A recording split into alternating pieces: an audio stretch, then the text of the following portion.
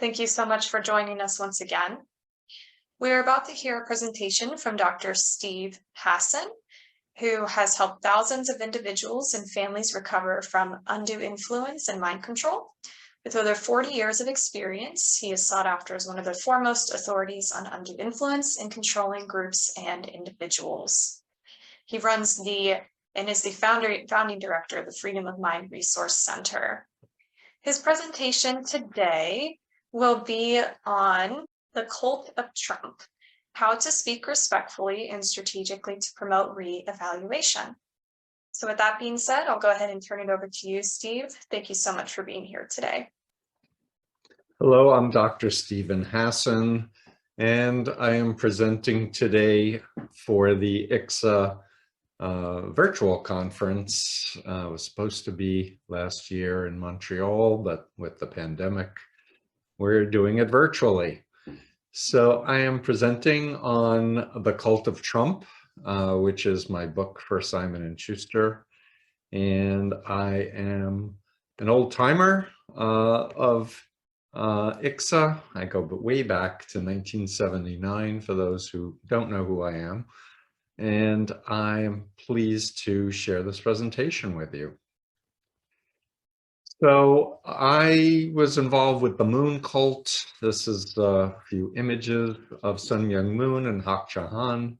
He passed away in 2012. She's running the show now. I should say that Kay Barney, who founded American Family Foundation, which became ICSA, got involved because his daughter was recruited into the same cult, the Moonies. And Moon thought he was the Messiah. We thought that democracy was satanic, that we needed a theocracy. We wanted to infiltrate the government. I even fasted for Nixon on the Capitol stairs during Watergate. So I go way back. For those of you who are young and don't know who the Moonies are, I encourage you to look them up. Here's some of the mass weddings that Moon has done, where he assigns people who are often total strangers to marry each other. Here's a picture of Sean Moon. He has a splinter group or subgroup of the Moon organization called the Rod of Iron Ministry. Here he is with some assault rifles. And here he is on January 6th at the failed insurrection attempt, messaging how it's Antifa that's being violent, and nevertheless, previously he was telling his members that they needed to be prepared to die for God. And not only was he giving out disinformation, blaming it on Antifa, but the Washington Times, the Mooney newspaper that still exists, was doing the same, massive disinformation effort. And I learned that they're also involved with OAN. So I wanted to start this presentation on the cult of Trump to demonstrate my influence continuum, ethical influence.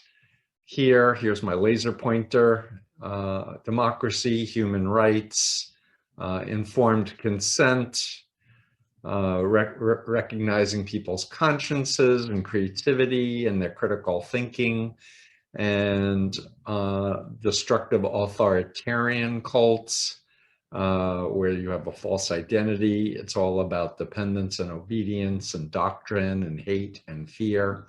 Love is conditional upon performance and membership. If you are an ex-member, then you're not loved anymore. You're not respected as a human being.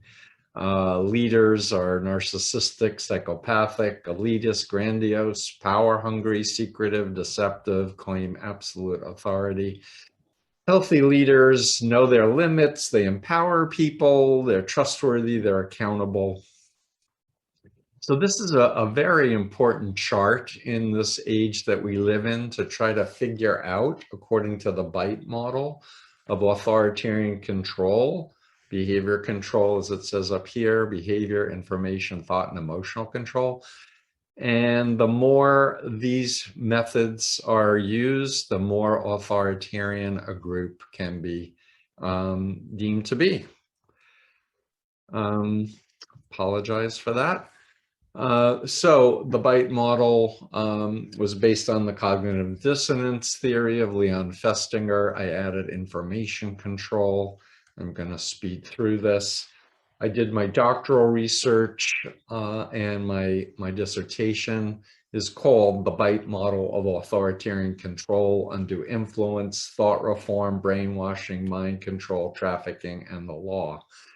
And I think that it hopefully will give a quantitative way for the justices, judges, and juries to be able to evaluate undue influence.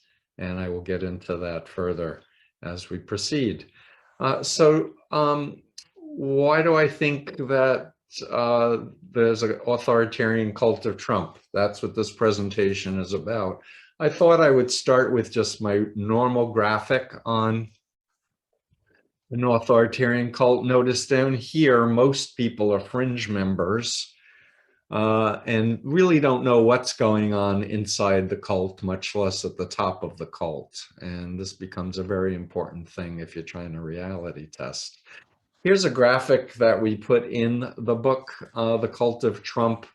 And I want to just point out, and I'll be doing this in this presentation, that there are financial and political influences over Donald Trump and his administration, now ex-administration, as well as religious right leadership and others that I will get into. And then, of course, he has his family and staff and his politicians, right-wing media, including Fox News, Breitbart, and many other extreme right-wing media things.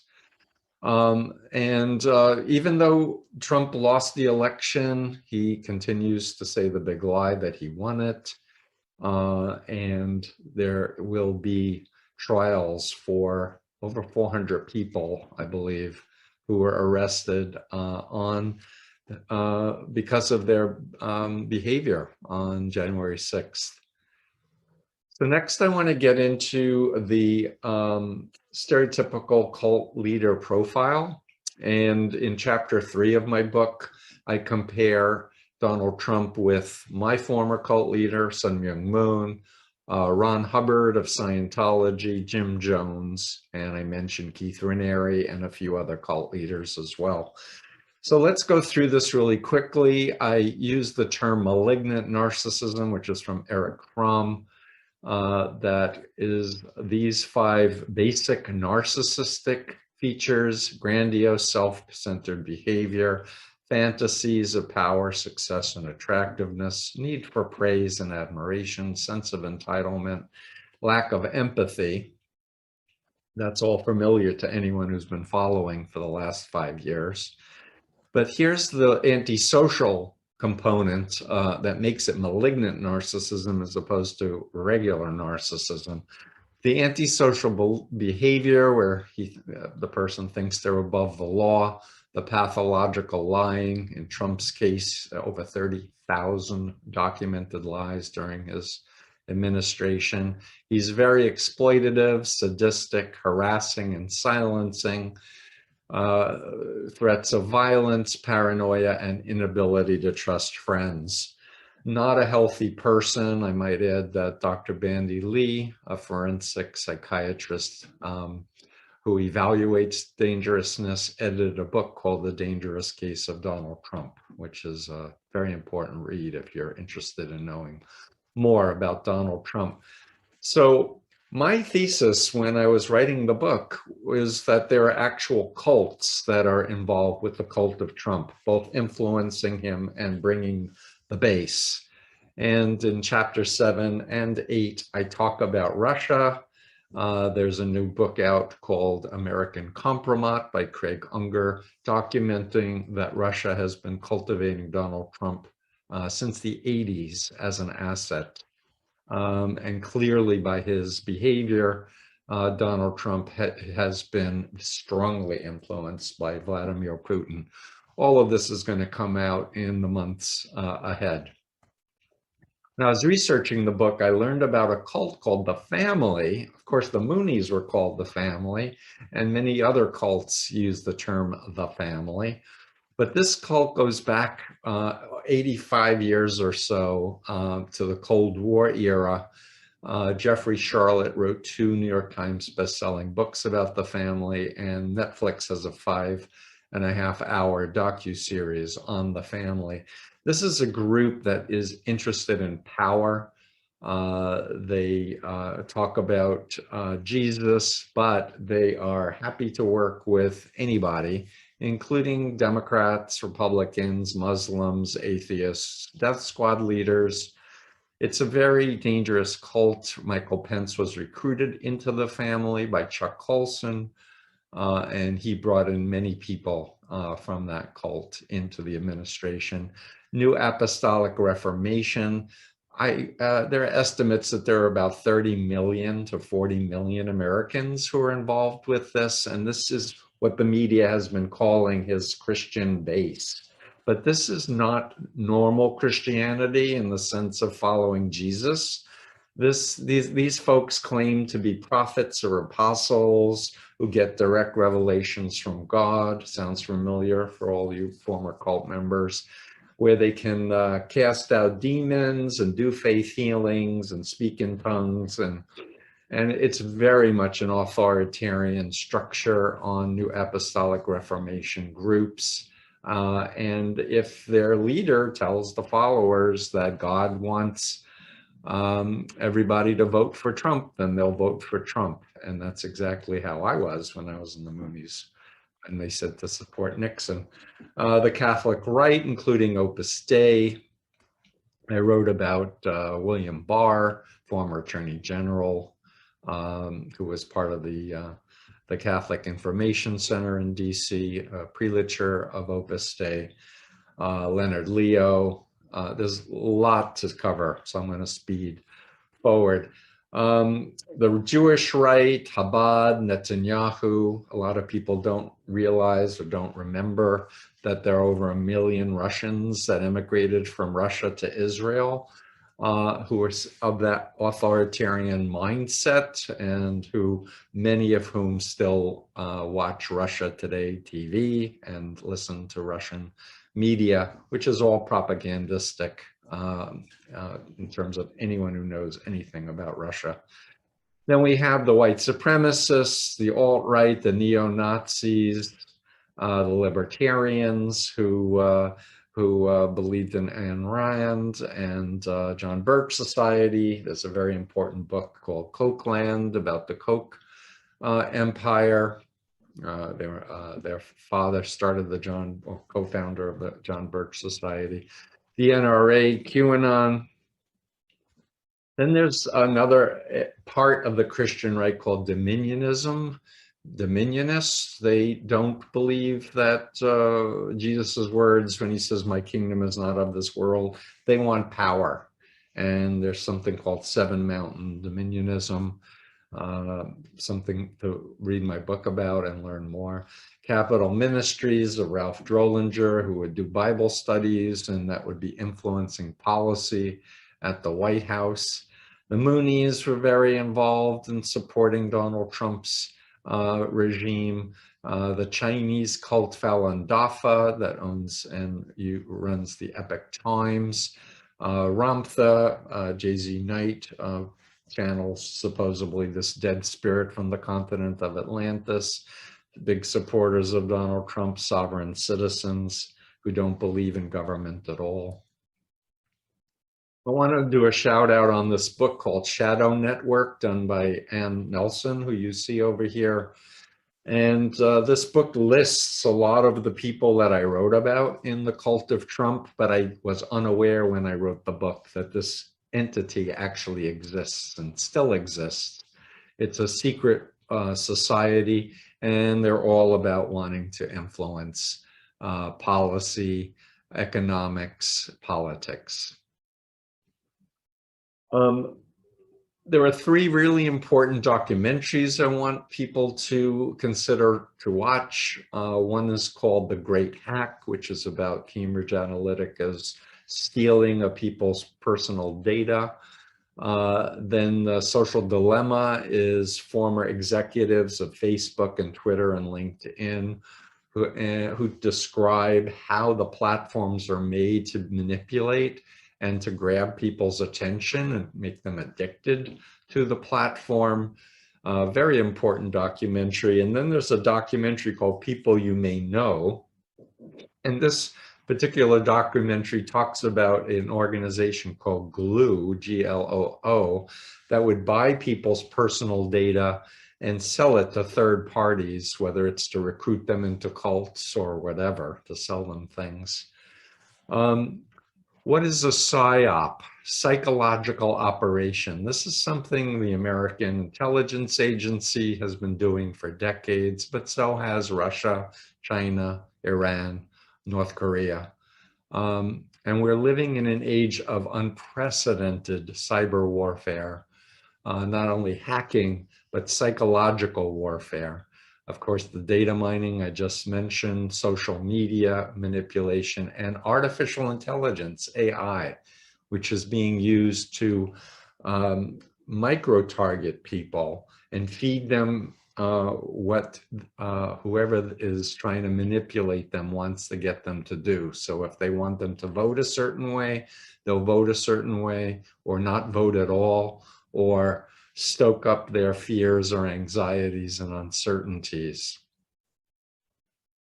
I did one slide. I'm not going to have time to go through all of it, but here are some of the things I write about in chapter 5 of The Cult of Trump on the techniques of persuasion that I observe. And I want to just focus on a few things. One is projection. So projection is a psychological technique where Trump would be doing something like wanting to create a coup, but blaming the other side, blaming Hillary Clinton, Biden for doing a coup. So it misdirects people's attention away from Trump's own behaviors onto others. Repetition, saying things, the big lie, over and over and over and over again. Social proof is using celebrities, media people, politicians to support and amplify his message. I am definitely of the opinion that techniques of naturalistic hypnosis are being used, including neuro-linguistic programming, NLP, something that I studied in detail in 1980 and 81, as I wrote about in my first book, Combating Cult Mind Control, where you're mirroring somebody, pacing and leading them, power of visualizations, the use of anchoring and loaded words, lots of confusion techniques. And the single biggest confusion technique is having an authority figure lie believably, because we're trained to follow who we perceive to be legitimate leaders.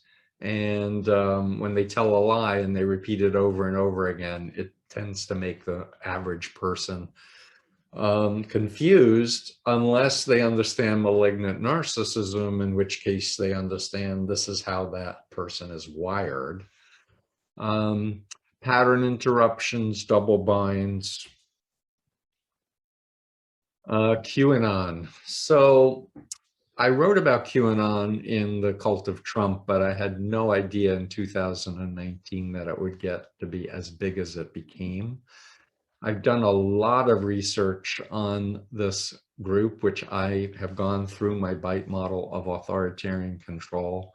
And I believe it fits the criteria of an authoritarian cult. So I'm very much in disagreement with anyone who calls it just a kooky conspiracy theory and kind of blames the people who have bought into it, versus understanding they have been victims of cyber warfare, PSYOPs. And I wrote about fourth generation warfare in The Cult of Trump. It was a new concept for me, but it's basically psychological warfare that delegitimizes truth, delegitimizes experts and institutions, in order to create confusion, uncertainty, in order to ready people to be recruited into an authoritarian cult.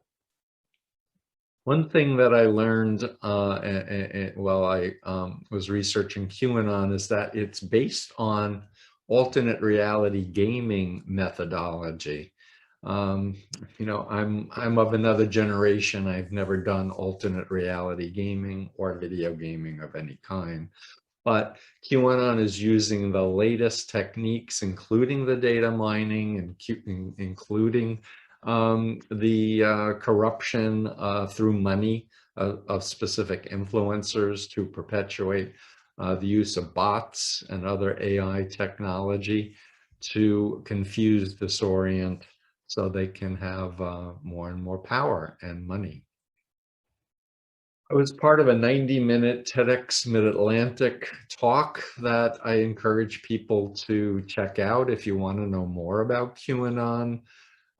Jim Stewartson is an alternate reality gaming expert who's done a lot of deep research and actually has discovered through forensic computer work specific names of the individuals involved with QAnon. Despite the fact that there are lots of people saying that it isn't a cult and it isn't psyops and there aren't any American and former intelligence people, we all think the opposite of that. We believe that Michael Flynn was involved, Michael Schur was involved, and others. And more will be coming out about that, you will see. I wanted to do a slide. This is Alan Shefflin, who's on the board of directors of ICSA. He's a law professor emeritus who developed this model called the social influence model. And this slide connects with my doctoral dissertation because I wanted to find a way to pull together all the major ideas about thought reform and brainwashing and mind control and trafficking and undue influence. And this model offers a framework that any expert witness can use to identify the influencee, the influencer, or the predator or the predatory organization. And as it says in the slide, analyze the influences on this person so that a judge or jury can determine whether or not undue influence has taken place.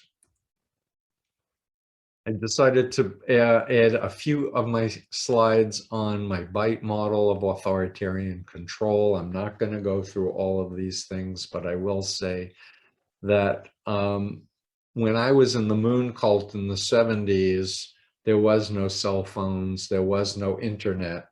And over the 4.5 decades of my full-time activism, what is happening today is mostly online psychological manipulation through our smartphones.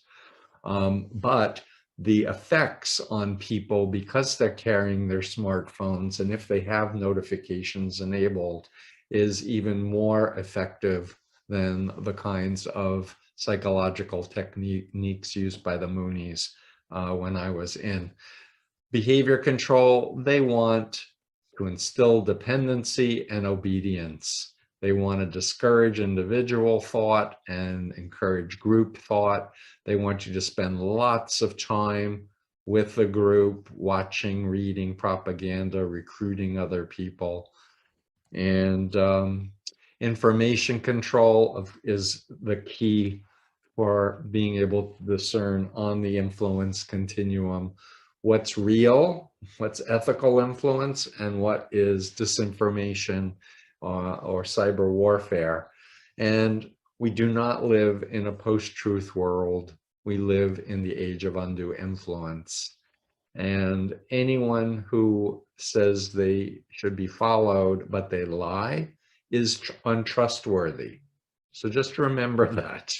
And I'm not saying that every human being is perfect, they're not, but an ethical leader, if they say something that's incorrect or a lie, and they're held called to it, they take responsibility, they apologize, and they correct things for the record. And mind controllers will deny, change the subject, turn it around on someone else.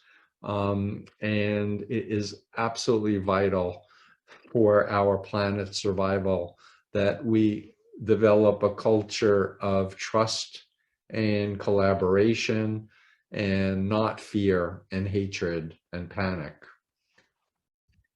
So please consider going through this model. It's on my website, freedomofmind.com. It's in all of my books, as well as in The Cult of Trump. Thought control, black and white, all or nothing, good versus evil, us versus them. Not allowed to think negative thoughts about the leader, the doctrine, or the group.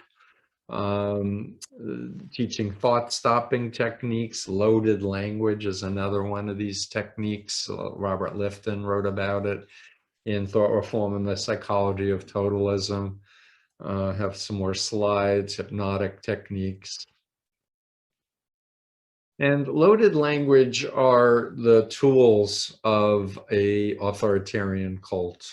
And so the most common ones we've been hearing for the last 4 years is fake news, meaning anything that doesn't support Donald Trump is fake and is not to be believed.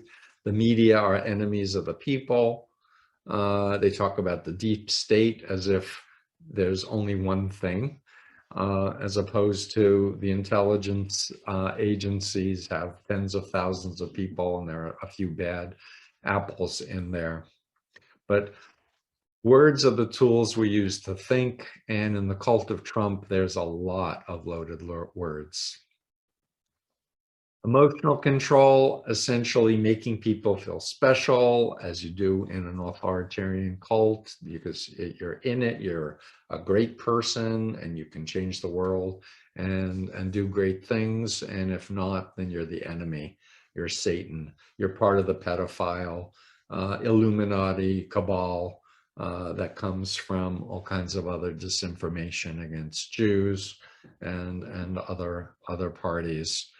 With emotional control, phobia indoctrination is the most powerful emotional technique, where people believe that if they stop following Trump, America will disappear and will be swallowed up by socialists or communists. And it's so interesting because the Moonies, as communists, were Satan, and it's cycled back again to this. I want to state categorically, I'm against all authoritarian regimes, China, Russia, North Korea, Iran. You can just, understand my concern is undermining of human rights and people in power wanting more power, money, sex to harm people, and they really don't care what happens to people. They're transactional. So phobias can be implanted through mind control techniques. I don't know if anyone is aware, but there is evidence that images can be flashed subliminally that affect people's brains, that affect people's emotional responses to things. So, for example, taking Hillary Clinton's face and subliminally flashing images of Satan will make people who are watching this over and over again have the reaction of Satan to Hillary Clinton or Biden or anybody, really. And so the future is really going to be understanding, learning about these psychological warfare techniques, understanding sources for things. Deep fakes are coming down the road. But the most powerful thing to undo a phobia is understand whether there's an actual danger or it's an irrational fear, as well as talking with critics and former members as human beings who may have a valid point of view, and actually thinking about why they're critical or why they left a particular cult. And when you're in a mind control cult, I was taken by the Moonies to see the Exorcist movie in 1974. And Moon himself said that the movie was made by God, and it was a prophecy of what would happen if we left the Unification Church. And I, as a Jewish young man, never believed in demons or Satan. And after seeing that movie and hearing Moon give that lecture, I was afraid of my own thoughts, and I was afraid of being invaded by invisible entities. And that controlled me right up until my exit of the cult after a near fatal van crash and a deprogramming. So there's never a legitimate reason to leave. You're weak if you leave. You're stupid. You're brainwashed. You're unspiritual. But man, is it great to be free. So I have a slide here. I have many blogs. I have a chapter 9 in the Cult of Trump, on what I recommend in terms of helping people to reevaluate and get out of the Cult of Trump. First of all, educate yourself. Learn about the influence continuum, the bite model, learn Lifton's model, Singer's model, study social psychology, and have compassion for people who've been deceptively recruited and mind controlled. I can't tell you how many people are angry with their friends and relatives who've been caught up in the cult of Trump and have cut off contact after calling them names and such, which in my professional experience, because that's what I do for a living as a mental health professional, people hire me to help loved ones to reevaluate and exit destructive cults. The worst thing people can do is cut off contact with their loved one, because that just validates the cult black and white, all or nothing, and your family doesn't really love you ideology. And I recommend find common ground, talk about old times together, and approach them with a frame of, hey, I know you, I care about you, you're intelligent, you're educated. I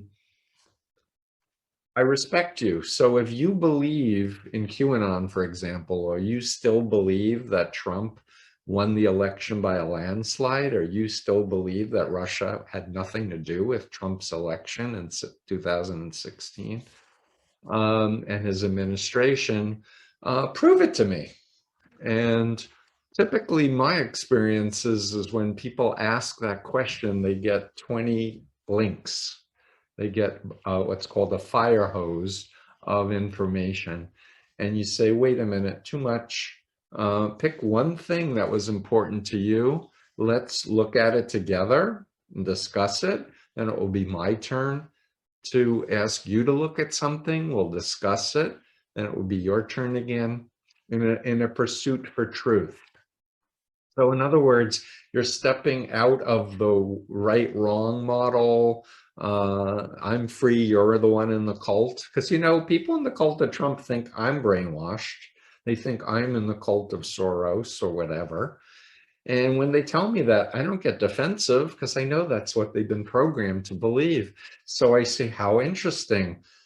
I've been studying brainwashing for 45 years, but if you think that I'm brainwashed, please enlighten me. What is brainwashing? And then when you ask a good question, give a long silence and wait for a response. And again, the idea isn't to win or throw facts at the person. It's to empower them to think for themselves and reevaluate. So there's so many things. I've written many blogs. I've done many interviews that are links are on my website. So I really, really want to encourage people to realize that there is hope. We have a lot of work to do to rebuild America, but people do wake up from being in a mind control cult. because it isn't what you think it is. The leader isn't a good person. The substance of what that person has accomplished needs to be evaluated in light of all the other bad things that's happened. Of course, I've written Combating Cult Mind Control and Freedom of Mind and The Cult of Trump. And I've raced through this presentation with you.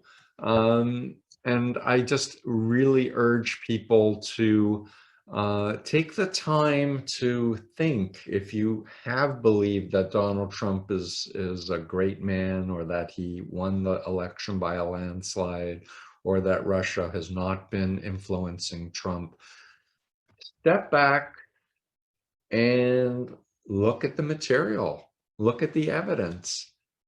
So, for example, the Mueller report, which Opus Dei affiliated William Barr, Attorney General William Barr, said there was no collusion with Russia.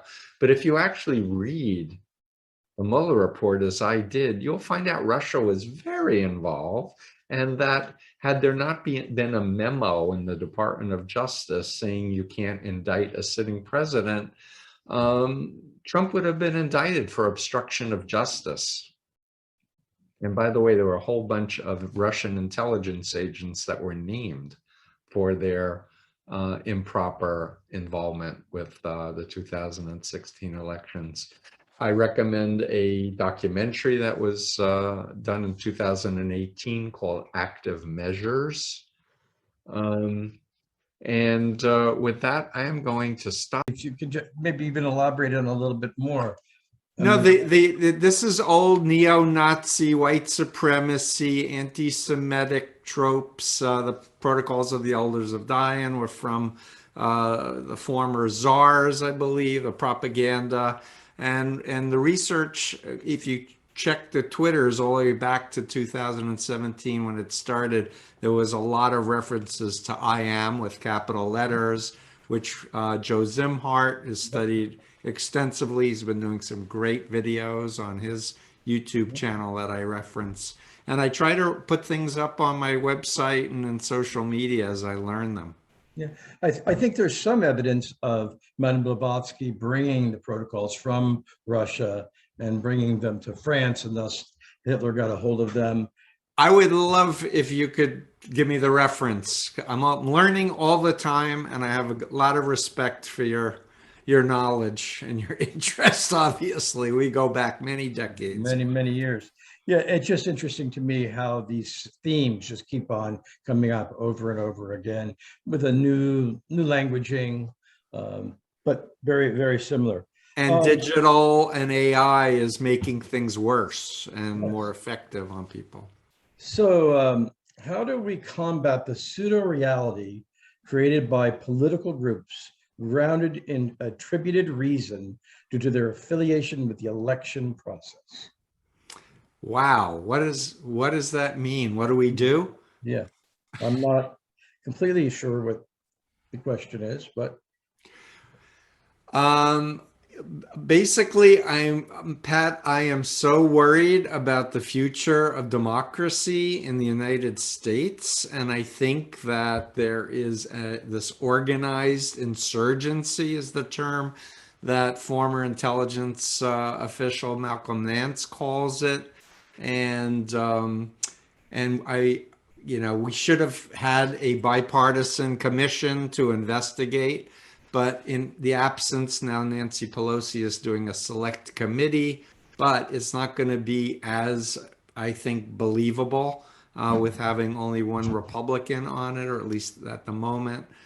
But we need to get citizens involved, and here we are talking to ex-members.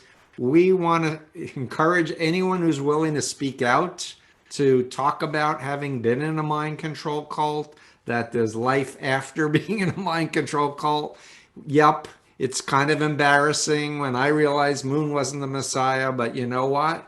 I cried, I got over it, I went forward, and that's what I want everyone to do. And start like hashtag I got out is an effort a lot of us are trying to be involved with. And educate, act locally, think globally, and I'm doing what I can with as many officials that I can reach out to. We have another question. This body of people seems to have the power even without Trump as leader. How do we deal with these extremes to find balance? I think the GOP doesn't want an investigation because there are individuals that are guilty of understanding and knowing about this organized effort to do a coup d'etat to keep Trump in power. So it's going to be not an easy thing. I made the suggestion, have open hearings of the Senate and the Congress, talk about cults and disinformation, get folks, they're testifying like Alan Shefflin, to name one brilliant, law professor, to help explain. I showed a little bit of his social influence model, and disinformation experts. I'm about to post a blog with Dave Troy, who's done the big history behind January 6th, naming names and groups. But it's really going to be a massive educational effort, but start by learning yourself and then reaching out to others that you know. So we have two more questions here regarding the trials of the January 6th insurrectionists. One, do you think any may try to use the defense like dissociative disorder or undue influence caused by coercive persuasion? It's got two more parts. Of those, do you think any of these cases may be genuine, or might they just try to abuse, manipulate these defenses? And the third part is, do you think coercion experts such as yourself would be called as expert witnesses in these cases? So it's three questions in one. Yeah, lots to discuss. I mean, the thing is that there have already been people who have entered into plea deals with the government saying, I'm guilty, I was lied to, I trusted the president, I'm sorry, and they're willing to take probation. And the federal government doesn't want to put people like that in jail. It's the people who are systematically involved with organizing and wanting to be violent and things like that. Regarding expert witnesses, I am not in a position to say if anyone's going to hire me or what, but it seems to me an ideal moment in time for the world and the law to consider that, it's not just the guilty people who did the rioting. Trump and Flynn and Fox and Stone and Bannon and all these other people, I think, are guilty of incitement, which in the UK is a crime, but not yet in the United States. Well, I was going to follow up with that. You were talking about the social influence model, and then in the UK, there's the coercive control model and law. And how do you see these connecting? So Evan Stark's coercive control model is more oriented around a man controlling a woman, but the elements are there, certainly. What's more interesting, and I think we're going to get a lot more traction, is using trafficking laws, because Keith Raniere is in jail for 120 years. He was not guilty of cults and mind control. He was guilty of trafficking. And that's because trafficking is defined, and this is an international crime, as fraud, force, or coercion. And coercion is the bite model, in my opinion. And in fact, I'm talking with some Department of Labor officials who are interested in labor trafficking to flesh out what has previously existed. It's going to be really interesting to see how this plays out in the coming years. In the undue influence model, it's sort of very clear at the bottom end when you have children. We know what that looks like. There's a real bright line there, and we know what it looks like in elderly. When a caretaker has someone sign over their assets, it's that middle ground. And I'm wondering if you think that coercive control law would address that middle ground. as I did in my dissertation, which is on my website as well as on ProQuest, I reference that law. Mhm. I reference the elderly undue influence models. I use Lifton, I use Singer, I use Shine's models as well as mine, which is based on those. And honestly, I would love an opportunity to present undue influence, and update the legal system to deal with the psychological harm that we were all experienced because these cults, especially religious cults that lied to us, they infringed on our religious freedom by not disclosing and by doing incremental disclosure and indoctrination. But again, it's an issue where we really need to educate more people that this phenomenon is real. And social psychology says that the fundamental attribution error is the bias where everyone blames the victim. They were weak, they were stupid for being in a cult, versus looking at the social context, the deception, the manipulation, the hypnosis, and other influence techniques. So a person, this interesting comment, how do you survive and continue to be an optimist in these times? It helps to have a loving family and friends and colleagues that are, I'm not doing this alone. There's a lot of great people. It is hard at times, but I kind of feel like we're in a version of World War III, except it's cyber warfare and psychological warfare.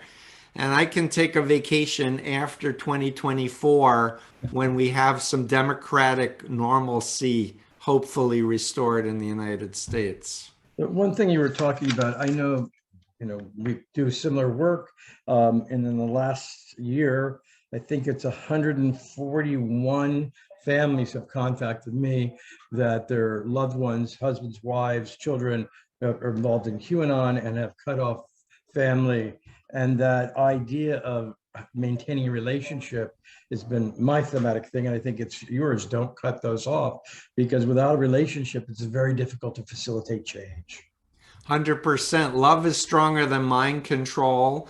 And just staying in touch, saying, I miss you. And I think about the old days when we used to be together and when we went canoeing and fishing. And I care about you. And I look forward to joining together.